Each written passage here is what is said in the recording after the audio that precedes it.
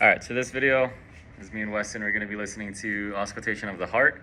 And there's 4 different areas. The aortic area, where he's going to listen to first. And then pulmonic area, Erb's point, tricuspid area or tricuspid valve area, and then the last one is the mitral valve or mitral area. So that's what you're listening for, and just any kind of shallow sounds or any abnormal sounds within the heart and the blood flow. And then for lung auscultation, it's going to start up high, kind of by the first rib, like the bronchial area, and that should sound like loud, high-pitched sounds around the trachea. And then lower than that is the bronchovascular area, which is more medium-pitched sounds.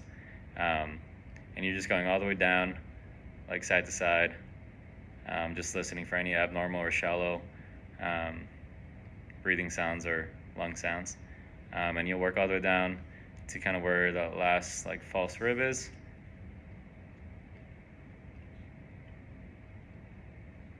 And yeah, that's for auscultation for the heart, so cardiac and for the lungs.